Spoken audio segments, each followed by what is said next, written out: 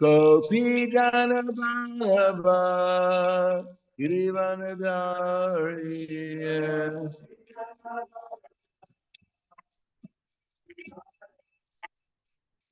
Gopi Jana Baba Girivanadari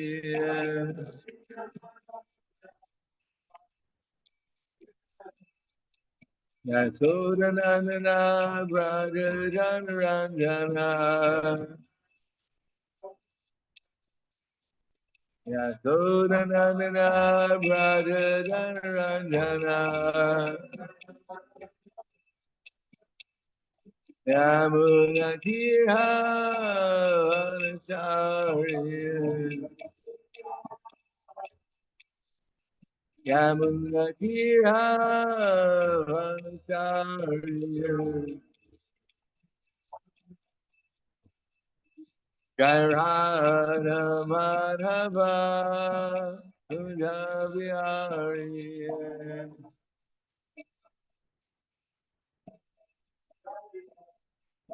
Gairana Madhava Kunjabihari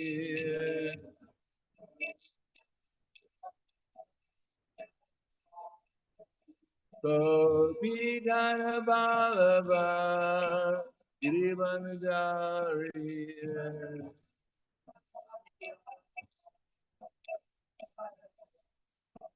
Gopidana Balaba Girivanajari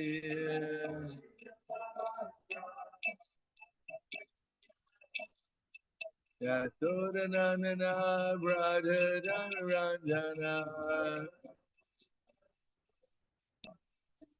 Yasodanandana Brajajanranjana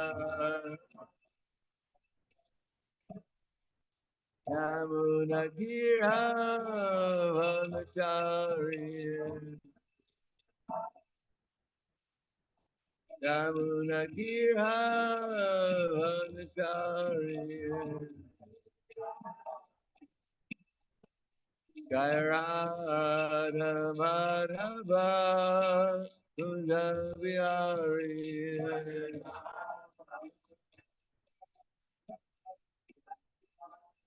Gairana Madhava Kunjabihari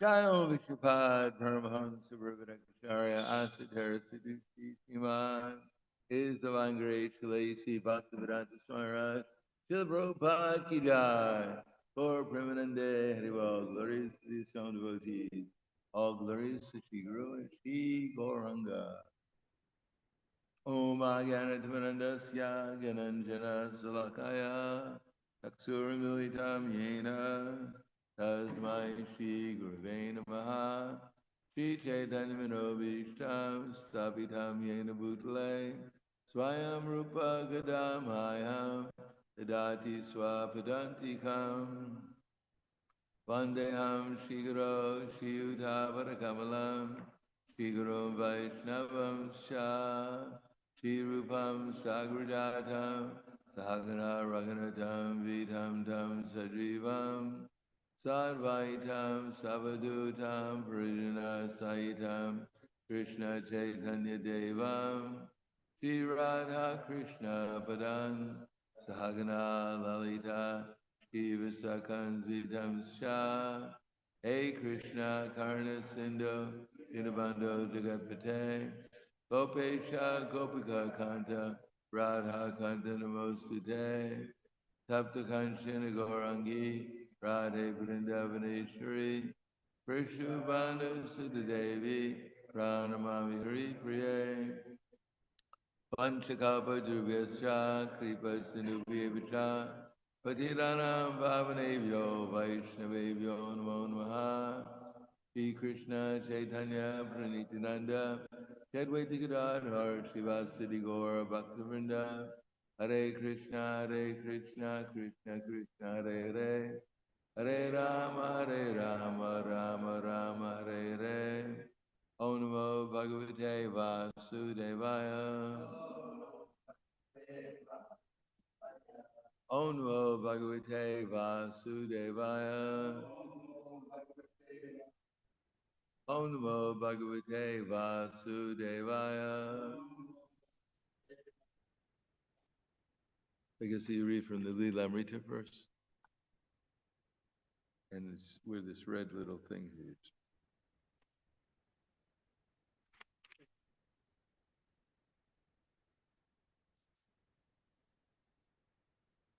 Here. Make sure it doesn't start from here.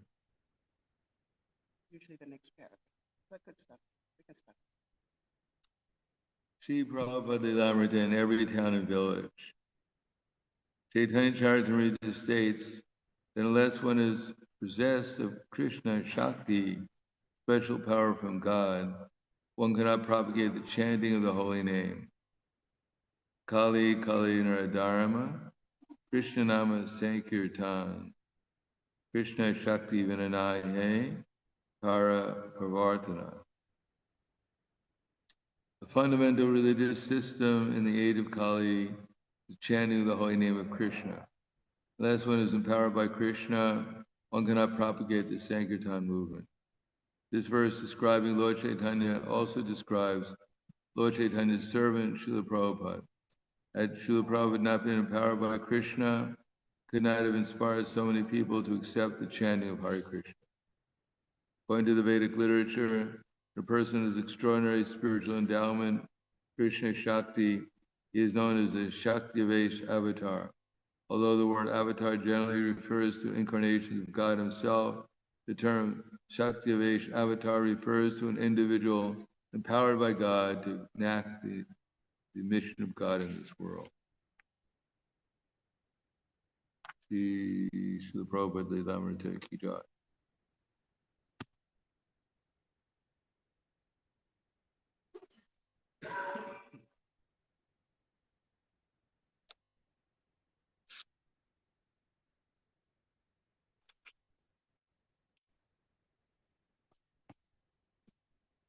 Srimad Bhagavatam, Canto 5, Chapter 17, The Descent of the River Ganges, text number 4.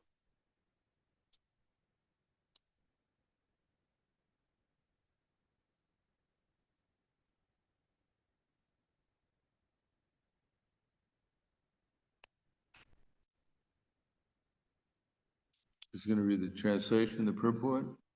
After purifying the 7 planets near Dhruvaloka, pole star, the Ganges water is carried through the spaceways of the demigods in billions of celestial airplanes. Then it inundates the moon, Chandraloka, and finally reaches Lord Brahma's abode, top Mount Meru. Looks like a lot of demigods are engaged in transportation of River Ganges water, billions of them. Purport.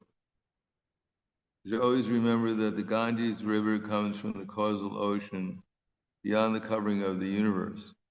After the water of the causal ocean leaks through the hole created by Lord Ramadev, it flows down to Dhruvaloka, the pole star, then to the 7 planets beneath Dhruvaloka.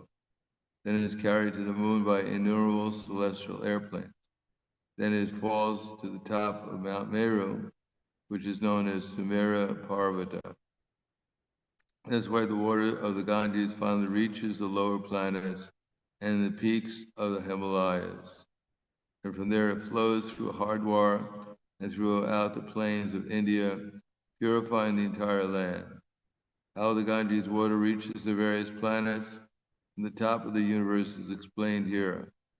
Celestial airplanes carry the water from the planets of the sages to other planets. So-called advanced scientists of the modern age are trying to go to the higher planets, but at the same time they're experiencing a power shortage on Earth. If they're actually capable scientists, they could personally go by airplane to other planets. but this they are unable to do. Having now given up their moon excursions, they're attempting to go to other planets without success.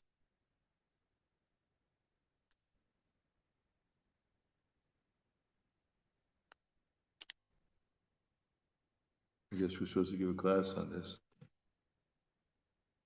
Namo Vishnu Padaya Krishna Prasthaya Budaya Srimate Bhaktivedanta Swami Namane Namaste Saraswati Deve Gauravani Pacharne Nirvishesha Srinivadi Praskajade Sitarne.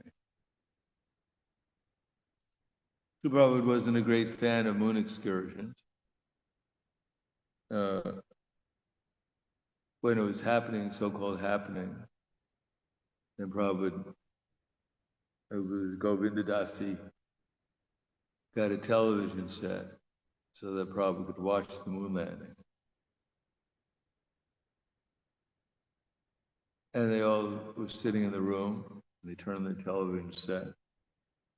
And Prabhupada saw the televised moon landing, and he concluded that it's all fake. His servant was Purushottam, Prabhu.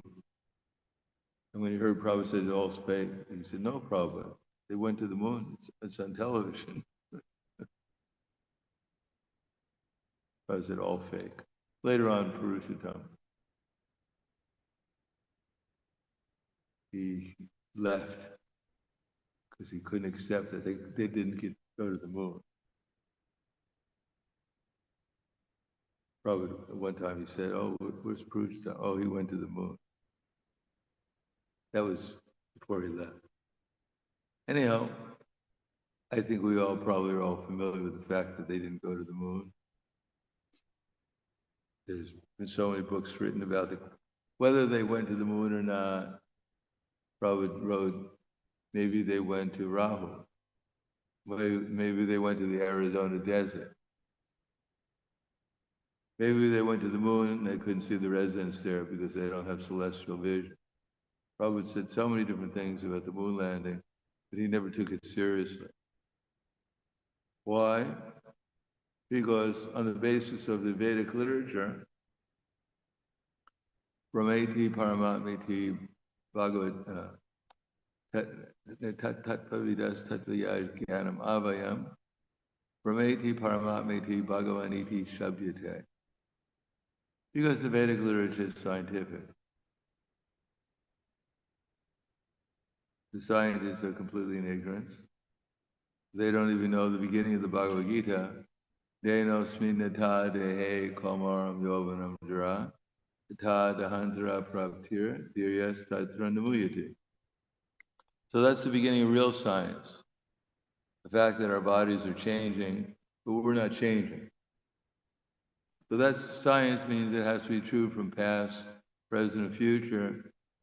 So that's the beginning of real science, which is eternally true. True in the past, it's true in the present. It'll also be true in the future. We've gone through so many bodies, and yet we're still the same person, the same soul.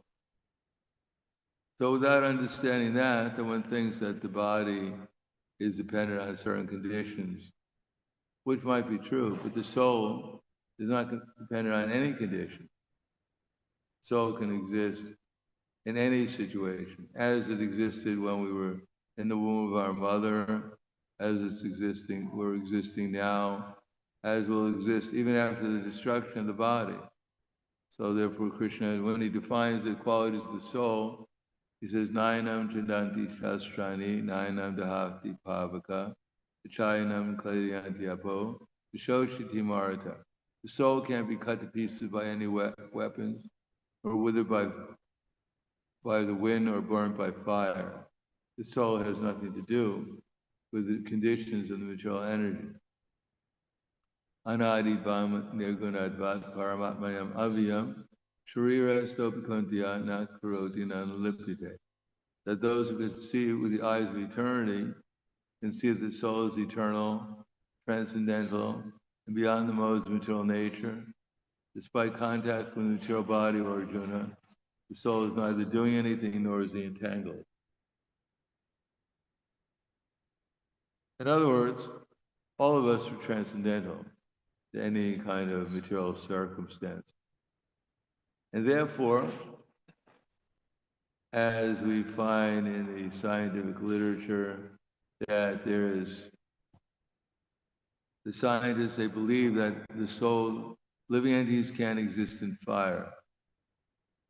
Now, in the Bhagavad Gita, Krishna says, Imam Vishrate Yogam Bhaktavanaham Avyayam Vishwan Manave Praha Mano Ikshvakave Bravi. That in the beginning, well, many years ago, approximately 120 million years ago, probably before most of us were born, Krishna spoke to the sun god. Now, he didn't speak to the sun god somewhere in Perth or in New Zealand or in Auckland. He spoke to him on the sun planet. That was 120 million years ago. And yet Krishna wasn't burned to death. Not that. He spoke to the sun god and that was the end of it.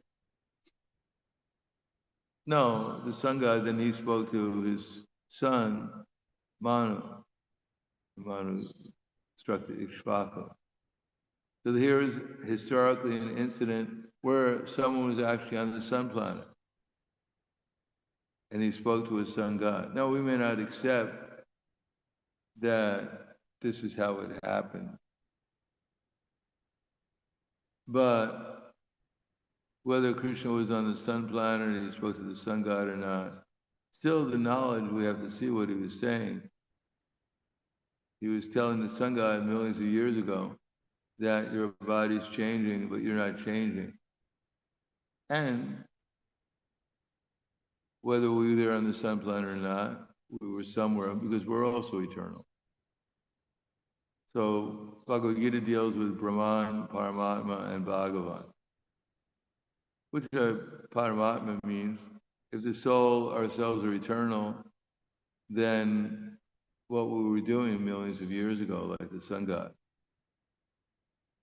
So Krishna in Bhagavad Gita says, Samam sarveshu bhuteshu tishtantam parameshwaram vinasha vinashantam yapashyati sapashyati.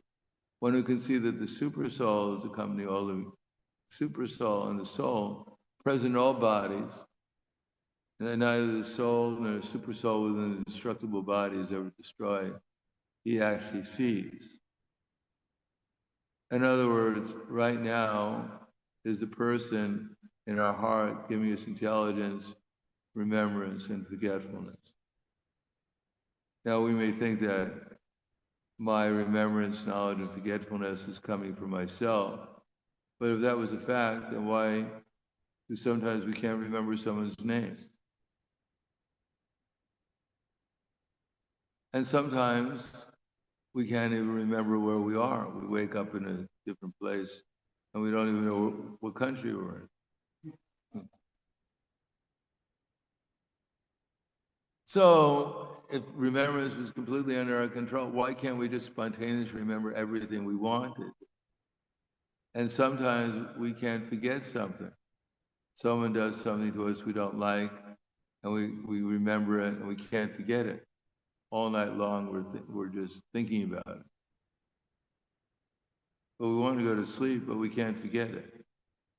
So remembrance, knowledge, or forgetfulness are being supplied to us.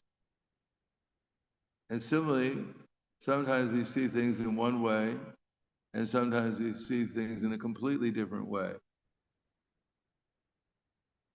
Prabhupada gives the example that at night we may think a rope is a serpent, and during the day when we see it's a rope, we no longer think it's a serpent. So therefore, knowledge is also being supplied to us. Like a father, as it says in the Bhagavatam, second canto, chapter 2, the Lord in the Heart, text number 35, that there's a personality who's giving us intelligence, just like he's giving all living entities intelligence. Not only human beings, but all living entities, they all have intelligence. That's one of the definitions of Atmarama, that all living entities are supplied with intelligence, and therefore they're all Atmaramas. That's in the 64 explanations of the Atmarama verse by Lord Chaitanya in the Chaitanya Charitamrita. So, if a little ant is crawling on the ground looking for sugar, and we're looking for sugar, we're looking for the Mahasweet, the ant is better equipped than we are with intelligence, how to find the Mahasweet than we are. So we think we're very intelligent, but we're not intelligent enough to beat the ant to the Mahasweet. He's much more equipped to do that than we are. Therefore, all living entities are being supplied by intelligence, although we're all individual, but the same all-pervading intelligence is there in everyone's heart, and he's known as a super soul. Intelligence implies that there must be a person who has intelligence. The microphone I'm speaking into doesn't answer back that I made a mistake, or they can't hear me. Speak a little louder, because it has no intelligence. It's unconscious. But we're conscious. Similarly, when we see this, as Krishna says in the Bhagavad Gita, Gama Visha Tribhutani, Daryamaham Ojasa, Kushnami Chosadi Sarva, Rasatmika. They enter into the planets, and by my energy, they stay in their orbits. Now, the sun, according to Lord Brahma, it's Chaksha Esha Savitasa Kala Grahana, Rajasamamurti Shesha Teja, Yasyagaya Brahmati Sambrita Kala Chakro, Govindam Adi Purusham Tamaham Bhajami. The sun is one of the eyes of the Supreme Lord, full of infinite effulgence, supplying heat and light to the universe since time immemorial. It is said that the sun is supplying more heat and light in one moment than all human civilization is utilized throughout its whole history. And yet the sun, according to Lord Brahma, is exactly in an orbit. It rises at a certain time and it goes down at a certain time. One can predict exactly where the sun will be in 10 million years from now. Now there must be some intelligent person controlling the sun. Otherwise, why is it so much under control? Just like in India, they strap a bull by its nose to a rope to a pole. And the bull walks around the pole and it's dragging a heavy weight behind it, which is crushing grains. Now the bull is able to pull a heavy weight. It would take 50 strong men to pull, and yet it's doing that, walking around crushing the grains. But it can't move 1 inch beyond the rope. However powerful it might be, it's still bound by the rope. Similarly, the sun, full of infinite effulgence, still is exactly in an orbit. So who's tied the sun to its orbit? So therefore, Lord Brahma says, yes, Yagaya Pramati Kala Chakra, Pramati Kala Chakra, that it's Govinda is tied the sun to its orbit. Therefore, by our own experience, we can understand this is supreme intelligence. Otherwise, how are we eating food? And part of it is being digested, part of it is being assimilated, and part of it is being eliminated. Who has made this machine that's able to do that? So Krishna says, Aham Vaishnava Bhutva Praninam Deya Ashkitya Pranapana Samayukva Vichamnyanam Chaturvidam. I become the fire of digestion, and therefore I digest the 5 kinds of food stuff. So with our own intelligence, if we want to have that intelligence, then we can see how the Supreme Lord is present in others' hearts, in our heart, and present in the universe. As he says, he's present in the heart of the sun god, directing the sun god to move exactly in orbit along with the other planets. Otherwise, we look up in the sky and we don't see one planet crashing into the other every day or every night.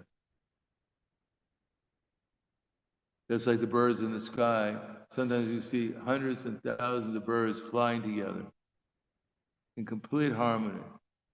So who's created this system? Scientists may create some drones, but they can't create drones who are so expert that you have thousands of them fly in the sky and they all make turns and go up and down so systematically as the birds do. And the birds are not flying by remote control. They're flying individually. And there's only one there's a pilot and a co-pilot and a passenger in each bird's heart. But it's all being systematically done because there's the same pilot is there in each one of the birds, super soul. Therefore, with a little intelligence, we understand the presence of the super soul if we want to. The Prabhupada writes that we can either accept, utilize our intelligence, accept the eternality of the self and the presence of the super self, or else we can reject it and claim that everything is going on by accident. But even the scientists claim that everything is going on by accident, that if everything is by accident, why do they bother going to the university to get their PhD degree? Why don't they stay at home by accident? They can get their degree. Why do they go to work? Why not by accident they become rich? The whole universe came about by accident. Why can't they just get rich by accident? Why do they work so hard? Because they don't believe in accident. Matter of fact, there's no such thing as an accident. If two cars collide on the street, the police come and they ask what happened. They say, oh, don't worry about it, it was an accident. No, there must be a cause behind the accident. That's what they're looking for. Nothing happens by accident. Therefore, by a little investigation into the scriptures, a little use of our intelligence, we can see that the soul is eternal and each soul is accompanied by a supreme soul who's directing his activities. And what is he directing his activities to? As it says in the Bhagavatam, Nate vidu swartakatim vivishnu sarashaya yevahya arthamanina. We should not think that the Supreme, who's created the universe and is directing the wanderings of all living entities within the universe, has nothing else to do but be an order supplier to innumerable living entities, souls within this universe. That he, according to the Bhagavatam, he has his own place in the spiritual world. And from him everything has come. Therefore, as all of us had a father and mother, and they had a father and mother, there must be an original father and mother. And that original father and mother, according to the Bhagavatam, is Aishvaryasya Samagrasya Viryasya Yashashastriyaha Jnana Vairagyaschayana Jnana Bhagi Tinganaha. He's the person who's completed Aishvarya of all opulence, Aishvaryasya Samagrasya Virya Yasyasya Striyasya. He has all power. He has Aishvaryasya Samagrasya Viryasya. He has all strength, he has all fame, he has all knowledge, he has all wealth, he has all renunciation and all beauty. So the original source of everything must have everything we have, but to a complete degree, unlimited degree. Therefore, that's what the Bhagavatam deals with. And the scientists, they say they went to the moon. Of course, we don't. There's so much evidence by this, or just logic and common sense. How is it that they planted the flag on the moon and it began to wave? It's contradictory. They say there's no atmosphere on the moon. But why do they, originally they had a video of this astronauts planting the flag on the moon. The flag started to wave. Was the flag so ecstatic because he finally made it to the moon that it became ecstatic and it started to shiver out of ecstasy? Or how is it that the moon lander landed on the moon, thrusting tens and thousands of horsepower, fire coming out of its engine, and didn't even raise one speck of dust on the moon? Yet when the astronaut supposedly landed on the moon, all the dust of the moon came up.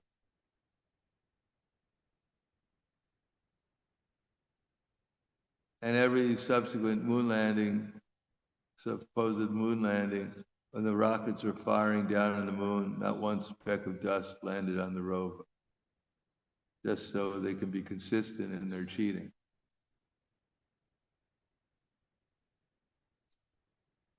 So there's so much physical evidence, the fact they never went to the moon, common sense.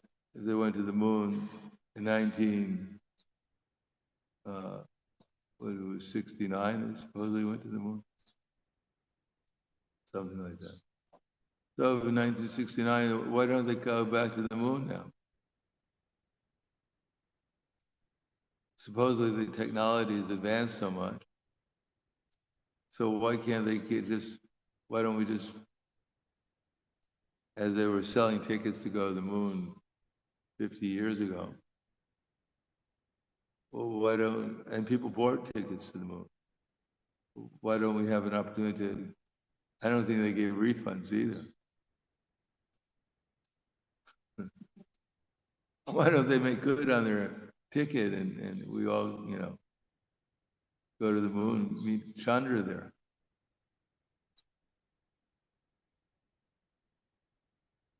No, because as Prabhupada said, he wasn't so much interested in controversies in the sense that he was into conspiracy theories and he didn't want to argue about whether they went to the moon. It's just that it doesn't make any sense according to the Vedic literature.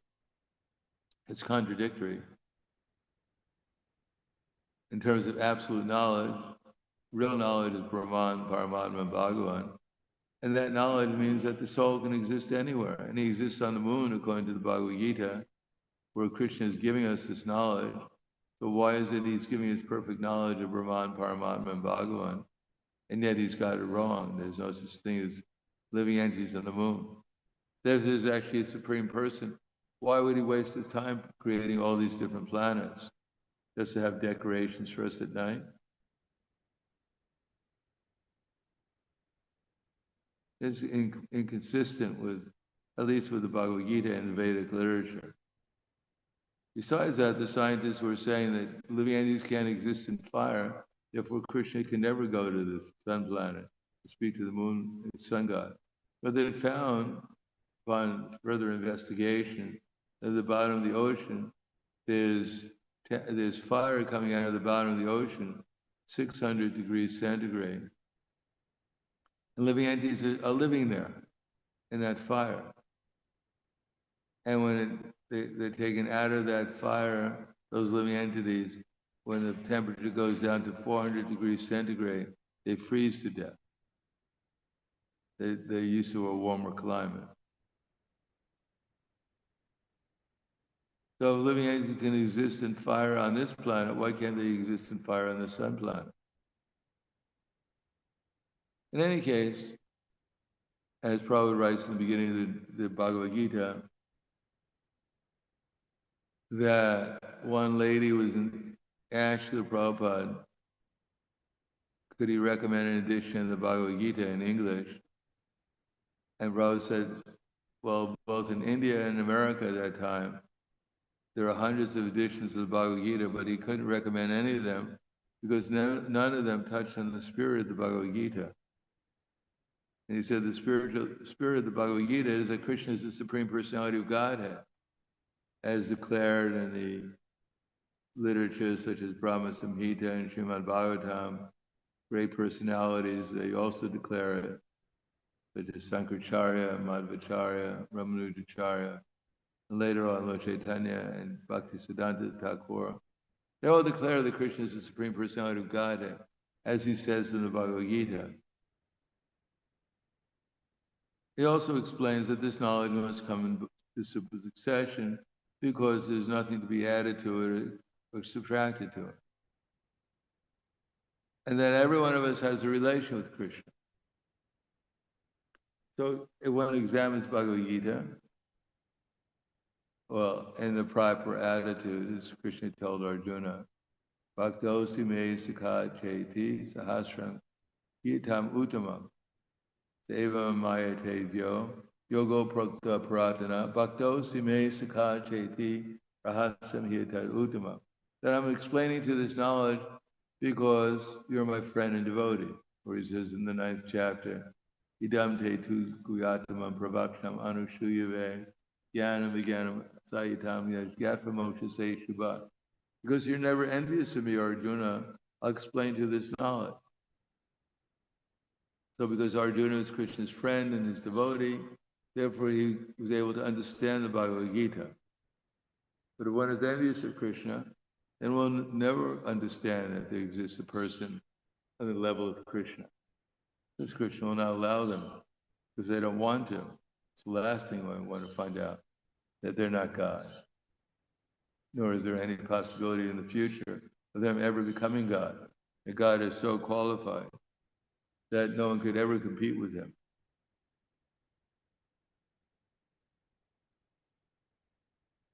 No one is equal to him. No one is greater than him. How does that verse go? Tasya karyam karanam tavidite natasamat arishite parasya shaktira vivitaya shriyate vabhavaki jnanabala kriyacha tatsamasta samasta. No one is equal to Krishna or greater than him. And by his energies, everything is being manifested. So they can't, even though it's obvious, the most obvious thing that we're eternal, there's nothing more obvious the fact that we're always existing. They can't understand that because they're Maya. They've lost their intelligence. Maya has taken their intelligence away because they're involved in trying to become God in the material world, enjoyers and controllers. From lust comes anger, comes forgetfulness, comes delusion, comes forgetfulness, and loss of intelligence. So their intelligence has been taken away by the material energy. And they remain covered by Maya, by illusion. So the fact that we're eternal, there's a super soul guiding us, there's a supreme person behind the whole thing. They can't understand it, and therefore they come up with these understanding that they can't, there's no one on the moon planet, there's no one on the sun planet. Everything came out of nothing. But actually, it's just another cheating, that's all. Illogical, inconsistent, unscientific, and yet they claim to be scientists, but actually they're just cheaters. Because they don't even know the most elementary knowledge. So therefore, they're, as Krishna says, Ukramantam sitim vapi, Punjana vaganandita, vimudananapashanti, Vashanti Jnana Chakshusha. The foolish, they can't understand how the living entity quits his body, or what kind of body he enjoys under the spell of the modes of nature. For those whose eyes are trained with knowledge can see all this clearly. Itantas yoginam chayanam, Pachantyanmami avashita, Itanto yakritatmano, Naiva Pashanti Chetasa. The endeavoring transcendentalist who is situated in self-realization can understand all this clearly, but others, although they may try, cannot actually see what's taking place. So they're trying very hard, but they're covered by the illusion. Therefore, they can't see anything as it actually is.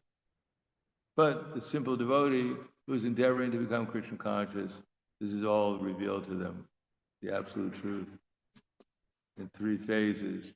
Therefore, they can understand who's in ignorance and who actually has some knowledge by that criteria. So I'll stop there. Thank you. Any questions or comments? Yes.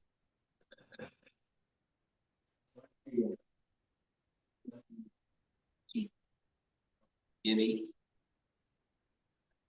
city, action, it's an action, explaining nicely how that means that they don't know. Action. How did it happen? There's a way it happens. There is a cause. It's an accident, which means we don't know. Or it's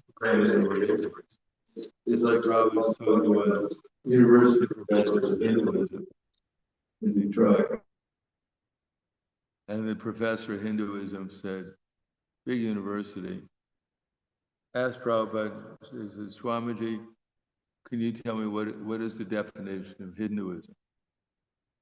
So Prabhupada, he said, you're a professor of Hinduism, you don't know what the definition is. So then he turned to Sri Damodar, Prabhu at that time, had a PhD in chemistry. He said, Sri Damodar, here's a professor of Hinduism at a big university in America, and he's asking me for the definition of Hinduism. What does that call Sri Damodar? And Sri Damodar says, he's a cheater, Prabhupada. He's a cheater. They claim to be scientists, but they don't know. They claim it's an accident, but they don't know how it came about. And they say they're not scientists, they're cheaters. Best they're students. They shouldn't claim that they're teachers, because they have no knowledge to teach. By their own admission, they say it's an accident. Came about. You mean they don't know how it came about? It means that what do they bother telling us? Any fool can say it came about by accident. Just cheating. Claim to be learned, but they don't know. And yet they're putting forward as evidence.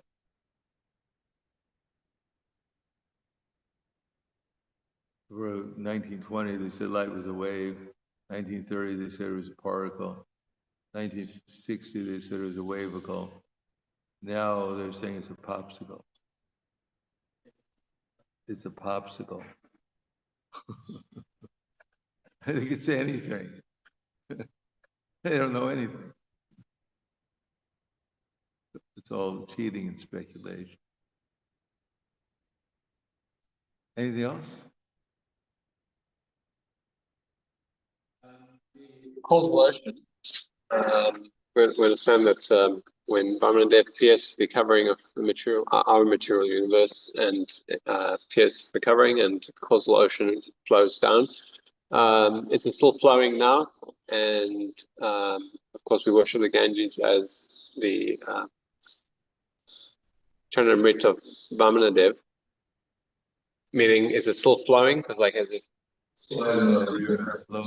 According to this, there's billions of celestial airplanes carrying it to the different planets. I mean, I don't know anything about these things. I only know what it says here in the Bhagavatam. It's been a long time since I was on a celestial airplane carrying water to different planets. I mean, there's so many things that are inconceivable to us. Therefore, Prabhupada writes in an introduction to the Bhagavad Gita that we don't know if Krishna is God or not, but nor do we know he's not God. So we don't know, we're not 100% sure he's God, and we're 100% sure he's not. So therefore, we theoretically have to accept that Krishna is the Supreme Personality of Godhead. And in that submissive spirit, then we can take advantage of the Bhagavad Gita, try to understand it. So the same thing with the Bhagavatam. How we can concoct anything about, where the waters, where the Ganges came from, or what's happening now. How is anyone going to check me, except from the scripture? We can come up with any story. But, for us, it's irrelevant. Therefore, it says, blind following absurd inquiries are condemned. One should not only hear submissively, one should get a clear understanding through submission, service, and inquiry. So whether the Bhagavatam is completely correct or not, or whether it's incorrect in some place, or maybe there are billions of celestial airplanes, maybe not. But still, we're eternal. There's Paramatma within our heart. Our goal is to reach the Supreme Person. Doesn't matter how many billions of airplanes there are in the sky carrying water. That's important for us. That's what we have to do, is at least take the process of becoming Krishna conscious and realize the important things, Brahman, Paramatma, and Bhagavan. Whether we realize how many airplanes there are and how much water each one of them carries, it's not really, makes no difference. Still going to go through old age, disease, and death. Whether there's 100 billion airplanes or 10, that makes no difference to our reality. Anything? Yes.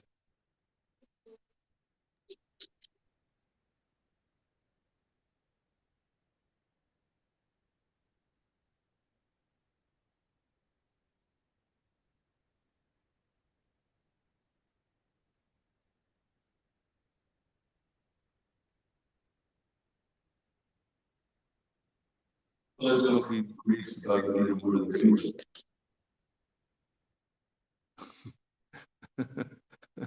At least he got a Bhagavad Gita. Whether he reads it or not is another.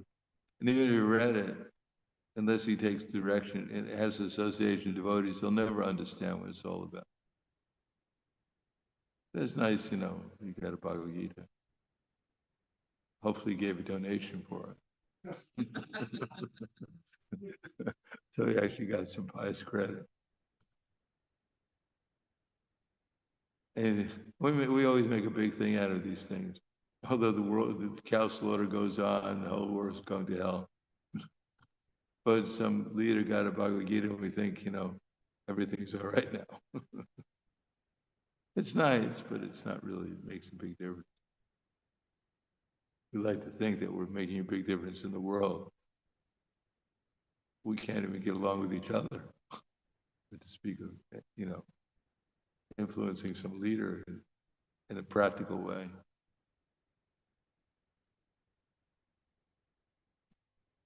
Anything else? Yes.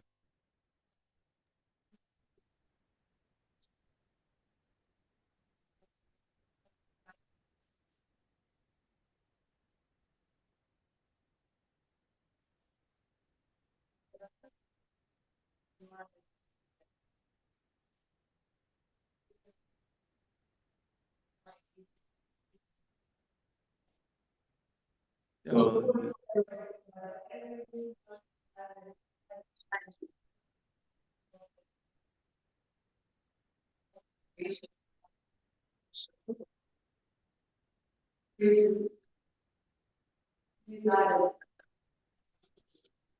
well, actually,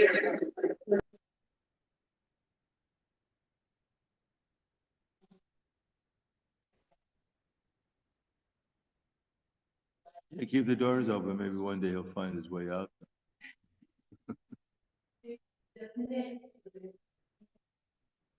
Yes, there's a whole family there.